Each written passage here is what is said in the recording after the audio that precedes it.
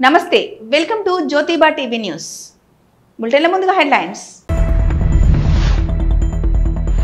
అనగారిన వర్గాల సంక్షేమం కోసం అలుపెరగని కృషి చేసిన సంఘ సంస్కర్త భారత మాజీ ఉప ప్రధాని బాబు జగజీవన్ రామ్ గారి జయంతికి ముఖ్యమంత్రి చంద్రబాబు ఘన నివాళి 10 ఏళ్ల బీఆర్ఎస్ హయాంలో లక్షల ఎకరాల అటవీ భూమి కేటీఆర్ పర్యావరణ పరిరక్షణ విడ్డూరం ఎంపీ చామల కిరణ్ కుమార్ రెడ్డి ఎద్దేవా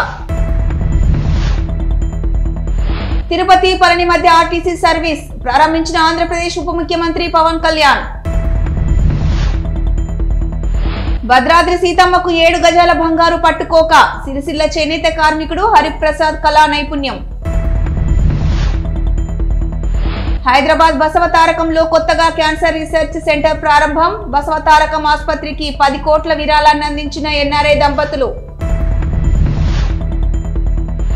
పవన్ వర్సెస్ వర్మ పిఠాపురంలో మరోసారి ఉద్రిక్తత ఎమ్మెల్సీ నాగబాబు నిరసన సెగ సమాజంలో అనగారిన వర్గాల సంక్షేమం కోసం అలుపెరగని కృషి చేసిన సంఘ సంస్కర్త స్వాతంత్ర సమర యోధులు భారత మాజీ ఉప ప్రధాని బాబు జగజీవన్ రామ్ గారి జయంతి సందర్భంగా ఆ మహనీయునికి ఘన నివాళులు అర్పించారు ఆంధ్రప్రదేశ్ ముఖ్యమంత్రి నారా చంద్రబాబు నాయుడు.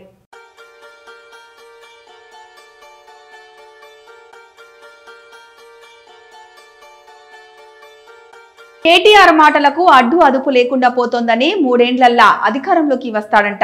కొన్నవారి దగ్గర నుంచి భూమి తిరిగి లాక్కుంటాడంట. అసలు ఆ భూములను అమ్ముతామని ఈయనకు ఎవరు చెప్పారు? కంచె గచ్చిబౌలి భూములను అభివృద్ధి చేస్తాం తప్ప అమ్మే ప్రసక్తి లేదు. 10 ఏళ్ల బీఆర్ఎస్ హయాంలో లక్షల ఎకరాల అటవీ భూమిని మాయం చేసి ఇప్పుడు పర్యావరణ పరిరక్షణ అనడం విడ్డూరం అని ఎద్దేవా చేశారు భువనగిరి పార్లమెంటు సభ్యులు చామల కిరణ్ కుమార్ రెడ్డి. ఎంత కొవ్వు మాటలు అంటే కేటీఆర్ నిన్న 3 ఏళ్లలో మేము అధికారంలోకి వస్తాం, ఎవరు ఆ భూమిని మేము అమ్మనే అమ్మట్లేదు. ఆయన ఇచ్చే స్టేట్మెంట్, ఎవరన్నా ఆ భూమి దిక్కు చూసినా ఆ భూమిలో గజం కొన్నా ఊడబిక్కుంటాడట వచ్చి. మరి నేను చెప్పిన భూములన్నీ దారదత్తం చేసిరు కదా మీరు. మరి వీళ్ళందరినీ ఒకప్పుడు మేము కూడా కాంగ్రెస్ పార్టీ వాళ్ళము ప్రతిపక్షంలో ఉన్నప్పుడు అట్లాంటి పిచ్చి మాటలు మాట్లాడితే తెలంగాణ భవిష్యత్తు ఏమయ్యేది?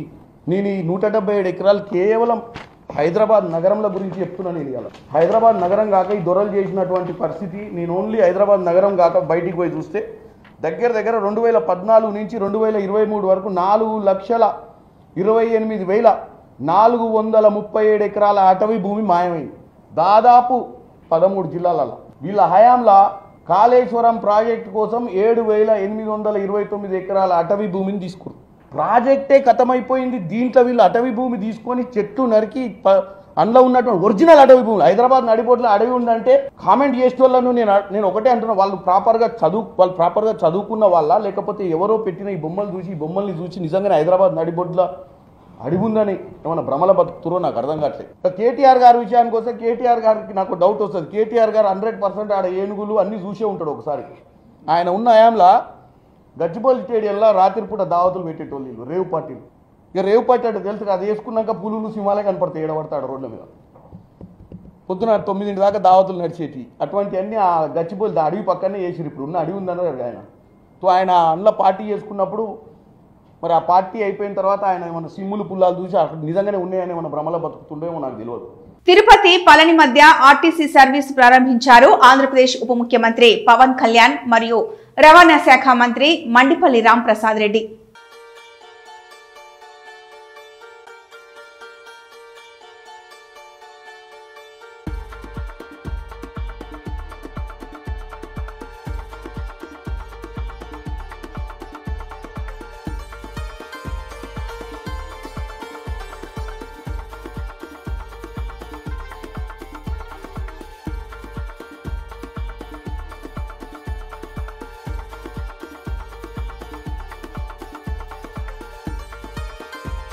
సిరిసిల్లకు చెందిన చేనేత కార్మికుడు హరిప్రసాద్ శ్రీరామనవమి సందర్భంగా పట్టు వస్త్రాలను నేశాడు.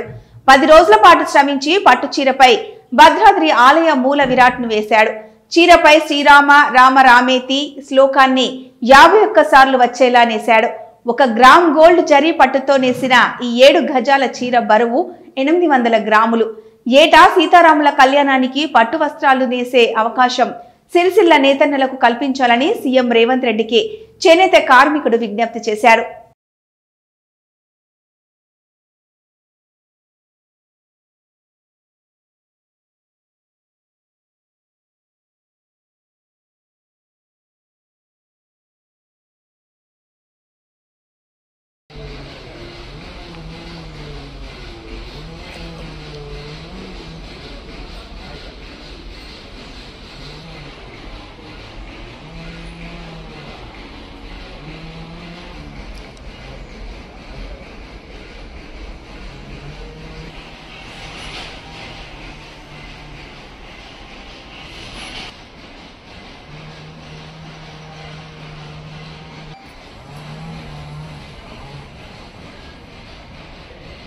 హైదరాబాద్లోని బసవతారకం ఇండో అమెరికన్ క్యాన్సర్ హాస్పిటల్లో కొత్తగా క్యాన్సర్ రీసెర్చ్ సెంటర్ ప్రారంభమైంది.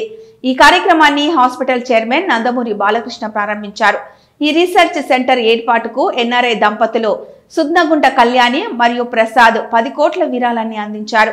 ఈ సందర్భంగా బాలకృష్ణ మాట్లాడుతూ హాస్పిటల్ స్థాపన వెనుక ఉన్న ఆశయాలను, దాని ప్రస్తుత విజయాలను వివరించారు.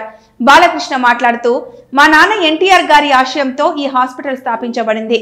నటన ఎలా ఉంటుందో ప్రపంచానికి చూపించిన దైవం నా తండ్రి కలల సాకారంగా ఈ హాస్పిటల్ రూపుదిద్దుకుంది. క్యాన్సర్ వ్యాధితో బాధపడే వారికి అత్యుత్తమ చికిత్సను అందించాలనే లక్ష్యంతో ఈ సంస్థ పనిచేస్తోందని అన్నారు. 2000 సంవత్సరంలో 110 బెడ్లతో ప్రారంభమైన ఈ హాస్పిటల్ నేడు 650 బెడ్ల సామర్థ్యంతో వరల్డ్ క్లాస్ క్యాన్సర్ హాస్పిటల్ గా ఎదిగిందని ఆయన గర్వంగా చెప్పారు. కొత్త ఏడాదిలో కొత్త రీసెర్చ్ సెంటర్ ను ఏర్పాటు చేసి క్యాన్సర్ పరిశోధనలను మరింత అభివృద్ధి చేయడం ఒక శుభారంభం అని బాలకృష్ణ తెలిపారు. దేశంలో క్యాన్సర్ కేసులు రోజుకు పెరుగుతున్న నేపథ్యంలో చికిత్సతో పాటు పరిశోధనలకు కూడా ప్రాధాన్యత ఇవ్వాల్సిన అవసరం ఉందని ఆయన ఒక ప్రకటనలో పేర్కొన్నారు. తమ ఎనలేని వైద్య విద్యా నైపుణ్యంతో ప్రాణదాతలుగా ప్రజల మన్ననలు పొందుతున్న ఈ వైద్య బృందానికి అందరికీ నా సవినయ నమస్కారం. అర్ధ శతాబ్దం నుంచి ఢిల్లీలో ఉన్న స్థిరపడిన ఈనాడు తెలుగు గడ్డపై నిలబడ్డ తెలుగు బిడ్డగా తొలి పలుకులో తెలుగులోనే మాట్లాడాలనుకుంటున్నాను.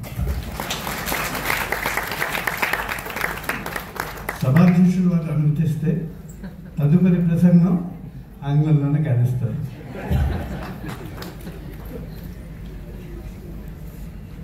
Indeed, it's very timely that this particular institution has emerged. అందరికీ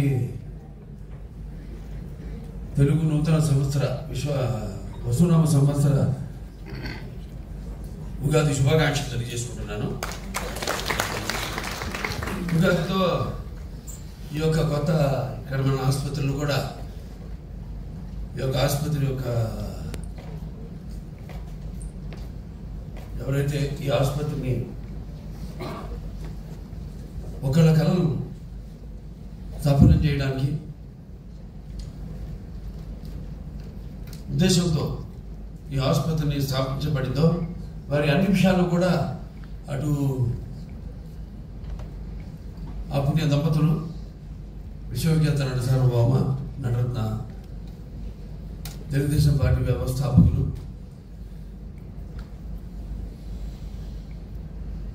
డాక్టర్ పద్మశ్రీ నందమూరి తారక రామారావు గారు, అలాగే మా తల్లిగారైన శ్రీమతి నందమూరి బసవరామ తారకం గారికి నటనలో ఆయన ప్రతిరూపంగా మీ అందరి గుండెల్లో నింపిన యుగ పురుషుడు, అలాగే విశ్వ నట రూపం ఎలా ఉంటుందో చూపించిన కారణ జన్ముడు నా తండ్రి గురువు దైవం ఆయన మా తండ్రి గారికి నా గాయత్ర పరమంత్రం నమాత పరదేవత నా హరే పరతస్త్రాత నా అనృత పాతకం పరం అంటాము ఒక తల్లిని ఉద్దేశించి. అలాగే తండ్రిని యస్మాత్ భారత విద్యా ప్రాదుర్భూతన భక్తి గురుణ సంతులు మాంసీ శాస్త్రం తస్మై సర్వజ్ఞ మూర్తి పితృ వాగత సంపర్తో వాగత పతిపతే జగతో పితృ వందే భారతీ పరమేశ్వరు. సో అలా ఈ యొక్క దేహాన్ని నాకు ఇచ్చినందుకు ఒక ఈ ఆసుపత్రి నాడు ఒక చైర్మన్గా అయితేనేమి, లేకపోతే నటనలో ఆయనకి వాచోడుగా అయితేనేమి, లేకపోతే అటు హిందూపూర్ ఒక శాసనసభ్యుడిగానైతేనేమి, ఇలా ఎన్ని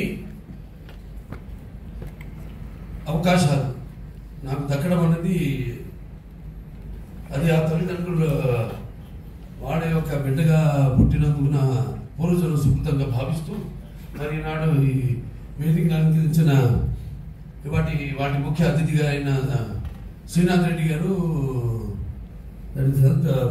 public health foundation of India, professor, distinguished professor ఆయన. అలాగే మా రీసెర్చ్ అండ్ డెవలప్మెంట్ ప్రెసిడెంట్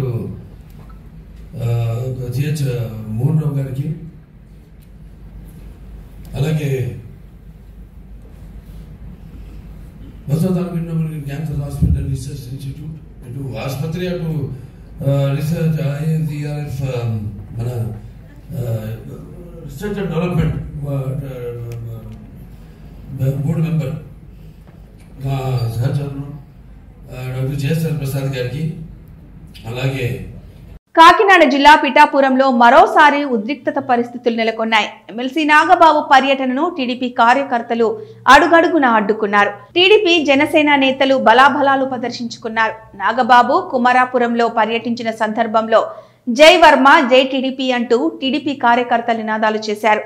జై జనసేన, జై కళ్యాణ్ బాబు అంటూ జనసేన కార్యకర్తల ప్రతి నినాదాలు చేశారు.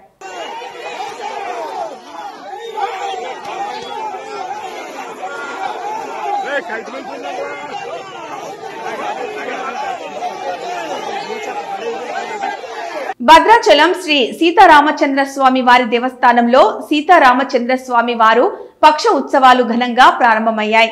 ఉగాది నుండి వసంత పక్ష ప్రయుక్త శ్రీరామనవమి తిరు కళ్యాణ బ్రహ్మోత్సవములు జరుగుతున్నాయి. ఈ ఉత్సవంలో మొదటగా ఉగాది నుండి నవమి వరకు మనకు వసంత నవరాత్రులు అని, రెండోది సప్తమి నుండి పూర్ణిమ వరకు నావాహినిక బ్రహ్మోత్సవాలు అని, ఈ రెండు కలిపి ఈ వసంత పక్ష ఉత్సవాలుగా ఈ భద్రాచల క్షేత్రంలో చేయడం అనేది సాంప్రదాయం. బ్రహ్మోత్సవాలలో భాగంగా గరుడ పట ఆవిష్కరణ, అగ్నిమధానం, హోమాలు నిర్వహిస్తున్నారు. ధ్వజారోహణ జరిగి ఆ గరుత్మంతుడికి నైవేద్యం పెట్టి ఆ ప్రసాదం సంతానం లేని వారికిస్తే గర్భదోషాలు పోతాయని నమ్మకం. కళ్యాణ క్రతువులో భాగంగా శనివారం సాయంత్రం ఎదుర్కోలు కార్యక్రమం నిర్వహించి ఆదివారం ఉదయం సీతారామచంద్ర స్వామి వారి కళ్యాణం నిర్వహిస్తారు.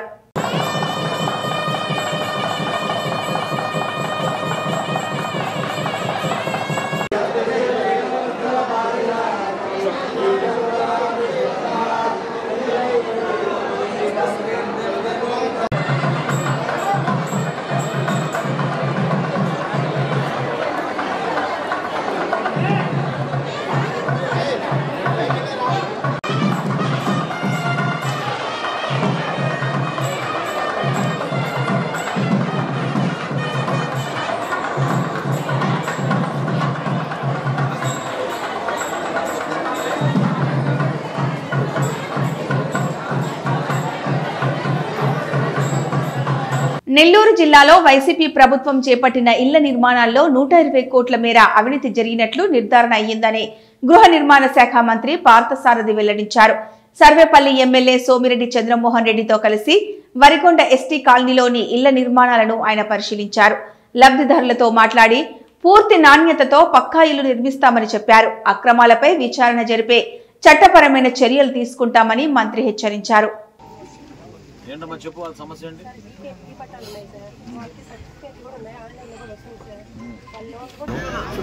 రైతులతో ముఖాముఖి సమావేశం ఏర్పాటు చేసుకున్నాం. నాతోటి మా ప్రభుత్వ విప్పు ఏలూరు శాసనసభ్యులు శ్రీధర్ గారు, అదేవిధంగా తిరుపతి ఎమ్మెల్యే శ్రీనివాసు గారు, జిల్లా అధ్యక్షులు ప్రొఫెసర్ గారు అందరం కూడా కలిసి ఈ ప్రాంతంలో ఉన్న రైతాంగాన్ని కలిసినప్పుడు కొన్ని వివరాలు తెలుసుకుని నిజంగా మేము కూడా ఆశ్చర్యపోయాం. 376 రైతు సహాయ కేంద్రాలు ఏర్పాటు చేసి దాదాపు 74,000 మెట్రిక్ టన్నులు మా కూటమి ప్రభుత్వం కొనుగోలు చేస్తాం. కొనుగోలు చేయడమే కాదు, సుమారు 7,000 మంది రైతులకి 151 కోట్ల రూపాయలు 24 గంటల లోపే వాళ్ళ ఖాతాలోకి జమ చేయడం జరిగింది.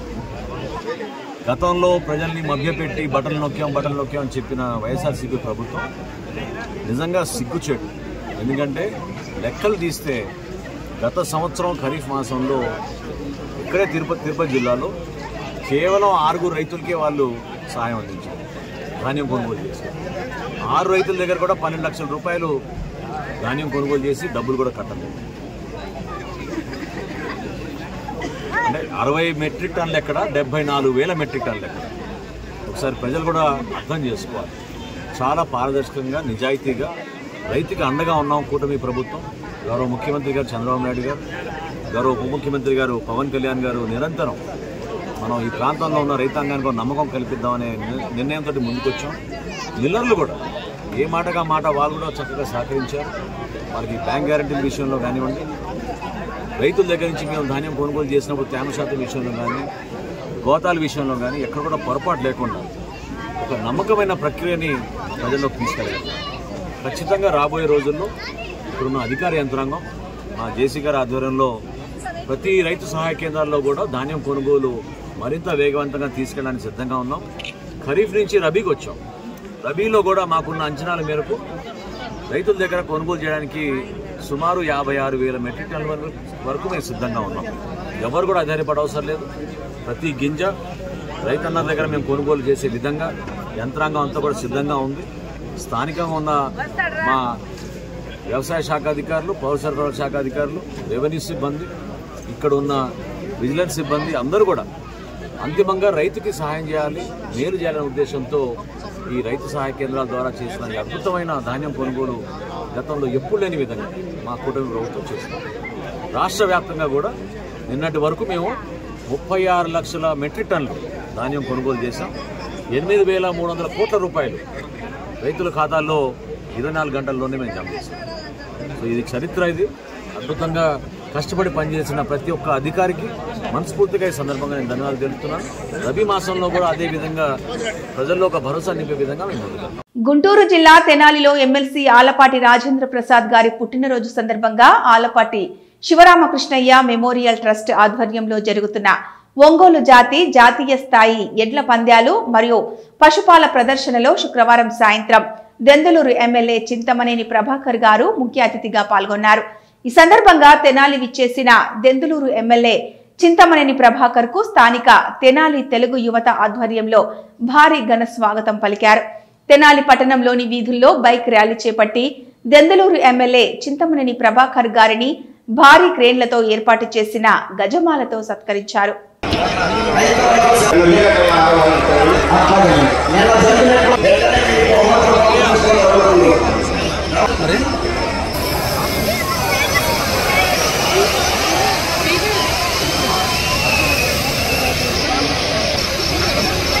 వాళ్ళని ఇబ్బంది పెడుతున్నారు.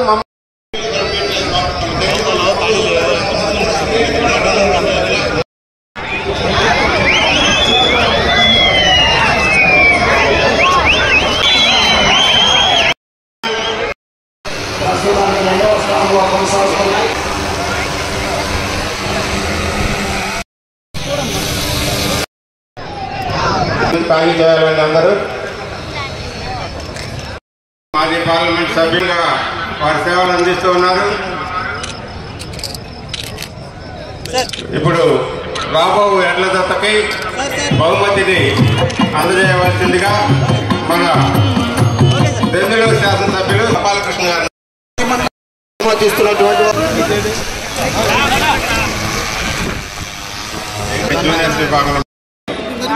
ఈరోజు కీర్తిశేషులు ఆలపాటి శివరామకృష్ణయ్య మెమోరియల్ ద్వారా ఒంగోలు జాతీయ స్థాయి ఎడ్ల బల ప్రదర్శన మరియు పశు పాల ప్రదర్శన కార్యక్రమాన్ని ఏర్పాటు చేసినటువంటి నాకు నా చిన్ననాటి నుండి సుపరిచితుడిగా ఉన్నటువంటి అన్న ఆలపాటి రాజేంద్ర ప్రసాద్ గారు మనందరి తరపున ఈరోజు ఈ వేదిక సాక్షిగా జన్మదిన శుభాకాంక్షలు తెలియజేస్తూ రాజకీయాల్లో నాటి నుండి నేటి వరకు అనేక ఒడుదుడుకుల్ని సవిచూసి తట్టుకుని నిన్న జరిగినటువంటి ఎమ్మెల్సీ ఎన్నికల్లో కూడా ఘన విజయాన్ని సాధించినటువంటి రాజేంద్ర ప్రసాద్ గారికి మరి ప్రత్యేకంగా జన్మదిన శుభాకాంక్షలు, అదేవిధంగా విజయోత్సవ శుభాకాంక్షలు తెలియజేసుకుంటూ ఇంకా మరింత ప్రజాసేవలో పాల్గొనాలని, ఆయనకు ఆరోగ్య ఇవ్వాలని. ఐశ్వర్యం మనం ఇవ్వక్కర్లేదు. ప్రజలు ఆర్టీసీ బస్సు సర్వీసులను వినియోగించుకోవాలని రాష్ట్ర వ్యవసాయ శాఖ మంత్రి కింజారపు అచ్చెన్నాయుడు వెల్లడించారు. శ్రీకాకుళం టెక్కలిలో ఆయన టెక్కలి నుండి అమలాపురం వరకు సూపర్ లగ్జరీ, శ్రీకాకుళం నుండి కొత్తూరు వరకు ఎక్స్ప్రెస్ సర్వీసు ఆయన జెండా ఊపి ప్రారంభించారు. మంత్రి బస్సులో ప్రయాణించారు.